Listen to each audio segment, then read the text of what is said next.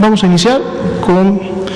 la actualización de las estadísticas nacionales para esta noche y con el corte, lógicamente, del día de hoy, recordando siempre cómo vamos en el avance de la epidemia y en relación a las actividades de comunicación social y de riesgo que estamos realizando. Nos encontramos iniciando precisamente la conferencia vespertina ya número 261, transitando y por terminar el día número 174 de esta nueva normalidad, que como saben está caracterizada por las acciones del semáforo de riesgo epidémico. Precisamente el día de hoy el doctor Cortés Alcalá nos estará actualizando las nuevas ponderaciones, las nuevas mediciones de riesgo que entrarán en vigencia el día lunes y que a través de ellas permitirán a las entidades federativas continuar implementando o en su momento incrementar, o aquellas que bajen de riesgo a lo mejor disminuir un poco, todas estas acciones que van encaminadas a disminuir, como ya sabemos, la movilidad en el espacio público y por lo tanto evitar el incremento de contagios, los cuales a su vez, como sabemos, nos darían casos nuevos de COVID-19, personas que enfermarían de manera grave dentro de estos casos nuevos y lamentables defunciones. Vamos a ver entonces la estadística para esta noche. 2.665.407 son las personas que han sido registradas en el CISBER como casos sospechosos de la enfermedad. Esto, lógicamente, desde que inició la epidemia en México a fines de febrero. Todas estas personas en su momento pasan, sabemos, por un proceso de revisión que además de la atención médica permite su clasificación como casos confirmados o descartados de la enfermedad. Para este efecto, todos los que están en las columnas de color verde son personas que ya han sido descartadas con una prueba negativa a el virus SARS-CoV-2, que para el día de hoy suman 1.251.784. Pero así también tenemos aquellas que han dado positivo a la prueba para el virus SARS-CoV-2 o también han sido clasificadas por la Asociación Epidemiológica o por la dictaminación clínico-epidemiológica y por lo tanto son nuestros casos acumulados confirmados de COVID-19. Para el día de hoy, 1.025.969. Dentro de este mismo grupo se dictaminan y se confirman las personas que fallecen a consecuencia de las complicaciones y lamentablemente para el día de hoy son 100.823 las que están también registradas en el sistema informático de la vigilancia de las enfermedades respiratorias agudas, virales. Una de ellas, o la más importante en este momento, COVID-19, sin olvidar que en este sistema también estaremos en su momento registrando y evidenciando el comportamiento de otros virus respiratorios de la temporada invernal, a lo mejor el más importante de ellos hasta el año pasado, el de la influenza. 42% continúa este porcentaje de positividad, lo hemos tenido prácticamente toda la semana en esa cantidad. El día de mañana, sábado, estaremos cerrando la semana epidemiológica número 47, que es en la que nos encontramos, pero por lo tanto también las estadísticas de la semana 45, ya con variaciones muy pocas o menores en días siguientes. Si vemos la siguiente diapositiva, aquí presentamos los casos estimados que precisamente se obtienen a través de la aplicación de este porcentaje de positividad a los casos que aún no tienen un resultado o que aún no tienen una clasificación, sumados a los que ya veíamos que habían sido clasificados como casos de COVID-19. Vemos el comportamiento, que es la parte que más nos interesa de esta curva, para ver cómo se ha estado comportando la epidemia semana con semana. Como veíamos en las últimas semanas, habíamos tenido un incremento después de un primer descenso importante que tuvimos alrededor de la semana 37 y en las últimas 2 semanas, en comparación a esa tercera semana hacia atrás,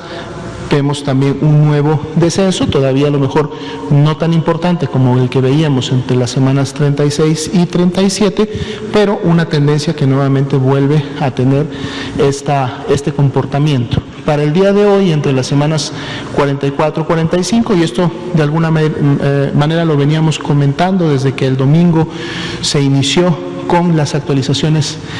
correspondientes, pues estamos precisamente cerrando con un ligero incremento. Este podría todavía tener un ligero incremento más el día de mañana. Para el día de hoy es más 1%, que realmente se clasifica dentro de un comportamiento de meseta para estas dos últimas semanas, después de ese descenso importante que tuvimos de la semana 43 a la 44. Prácticamente toda la semana hemos tenido un 3% de casos activos estimados, que es también un porcentaje que en su momento no habíamos alcanzado desde que estamos dándole seguimiento a este indicador. Vamos a ver si el mismo continúa manteniéndose en siguientes días, dado que este responde precisamente a la epidemia activa, es decir, a las personas que en los últimos 14 días han enfermado de COVID-19. Y para el día de hoy, también ya más de 770,000 son las personas que se estiman que se han recuperado de la enfermedad, y vemos que este comportamiento de la recuperación también continúa siendo ascendente, es decir, va a la par de lo que hemos visto en semanas previas en el comportamiento de los casos, lo cual es bueno porque quiere decir que las personas están venciendo y recuperándose de COVID-19. Si vemos la siguiente diapositiva, vemos el enfoque en la mortalidad. Veíamos ya que las dos últimas semanas habían tenido un comportamiento de meseta, es decir, el comportamiento ascendente de semanas previas o de las 2 semanas previas a estas se detuvo, y prácticamente entre la 44, 45, casi incluyendo también la 43, o sea, casi 3 semanas en donde ya hay una estabilidad, no continuó incrementándose la mortalidad, y para fines de la semana 45, en comparación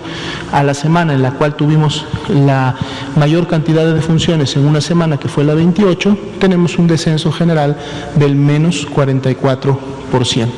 Vamos a continuar, lógicamente, monitoreando el comportamiento de la mortalidad, y como lo presentábamos también durante la semana, vamos a estar actualizando una vez a la semana, a lo mejor los días lunes o martes, el comportamiento semana con semana de la letalidad y de la mortalidad, que como veíamos en esta semana también ha ido disminuyendo semana con semana desde que inició la epidemia.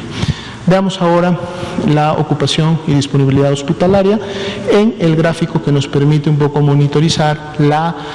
tendencia, cómo se está comportando las hospitalizaciones diarias. Ya veíamos que después de un ligero incremento que inició prácticamente ahí a fines de octubre, durante el mes de noviembre o a principios de noviembre continuó este incremento. Tuvimos como 2 semanas completas en donde el incremento se detuvo, pero ya en la última semana y media volvemos nuevamente a ver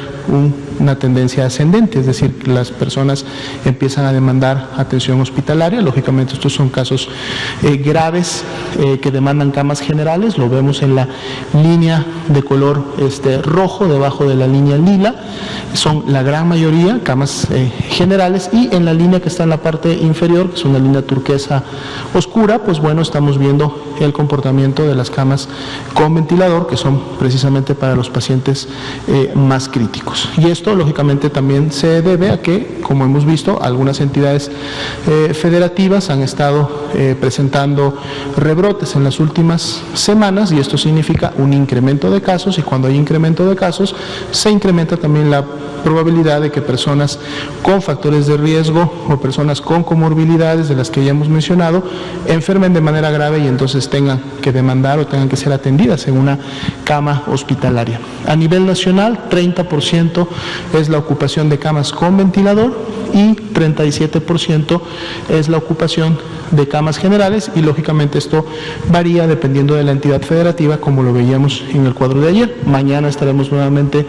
observando el comportamiento para cada entidad y veremos los cambios que en su momento se han producido.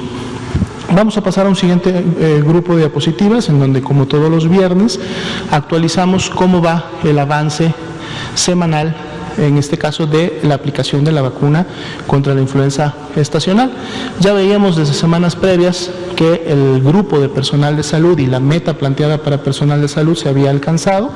Lógicamente esta se sigue incrementando un poco en lo que se van todavía sumando o encontrando diferentes profesionales de la salud, y para el corte de esta semana pues llega a un 109%. El segundo grupo, que prácticamente ya ha llegado a la mitad también de su meta, es precisamente la población de riesgo. Eso es bueno,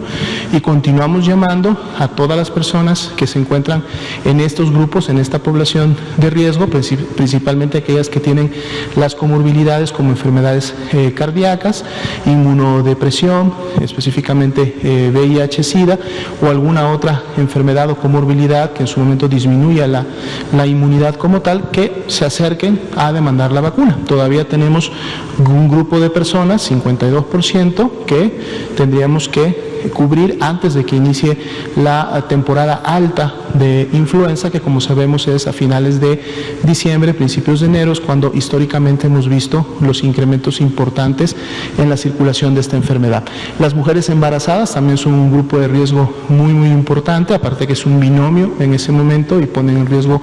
no solo la vida de la mamá o de la mujer, sino también se pone en riesgo la salud y la vida del niño que están en ese momento gestando. Entonces, 44%, felizmente ha habido un avance importante, pero necesitamos que también las mujeres embarazadas acudan a sus unidades de salud más cercanas a demandar esta vacuna. 39% los adultos mayores, y aquí hacemos un llamado muy especial para el grupo de 6 a 59 meses, que de hecho es el grupo de riesgo que ha tenido hasta el momento el menor avance, 31% como grupo de riesgo específico. ¿Y por qué el llamado especial? Porque los pequeñines de 6 a 59 meses no pueden ir por sí mismos a demandar la vacuna. Tienen que llevarlo sus padres, sus tutores, sus familiares. Entonces aquí el llamado es a la responsabilidad de los papás que tienen hijos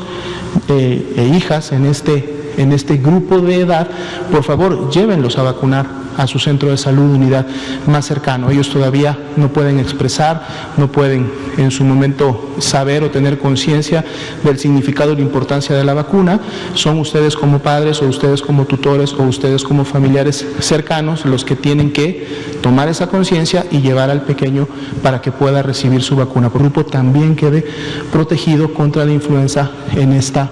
temporada invernal. 40% sería el avance general en lo que se refiere a todos los grupos y para el nivel nacional. Y si vemos en la siguiente diapositiva, precisamente están distribuidos este avance en cada una de las entidades federativas, y entonces aquí podemos ver cuáles son las entidades que se han acercado más al punto de corte para esta semana, que pedía un avance del 54%. Entre ellas tenemos a Hidalgo, al Estado de México, a Sinaloa, a Tlaxcala, pero también vemos algunas otras entidades que se mantienen en un 31% o menos de ese avance, y lógicamente aquí también es el llamado a la población que reside en estas entidades federativas, que dado que la vacuna, como ustedes saben, es gratuita y está disponible en sus unidades institucionales, por favor no demoremos, no dejemos pasar más tiempo, acudamos a demandar esta vacuna, apliquémosla, sobre todo o si estamos en estos grupos de riesgo.